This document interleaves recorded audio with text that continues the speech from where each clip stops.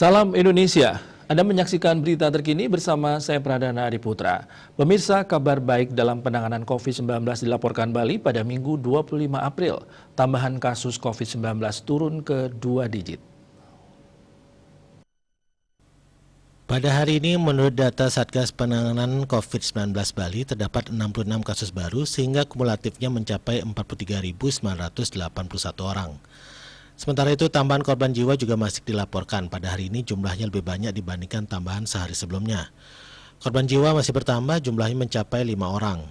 Kumulatif korban jiwa COVID-19 mencapai 1.301 orang atau 2,96%.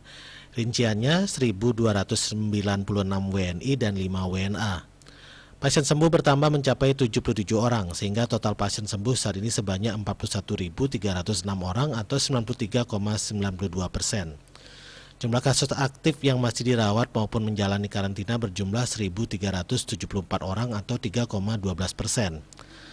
Mereka dirawat di 17 RS dan di karantina di Bapelkesmas, UPT Nyidah, Wisma Bima, dan BPK Pering. Dia Dewi Bali Pos melaporkan. Untuk mencegah penyebaran COVID-19, ingat pesan Ibu, selalu terapkan 3M, wajib memakai masker, wajib mencuci tangan, dan wajib menjaga jarak, serta wajib menghindari kerumunan.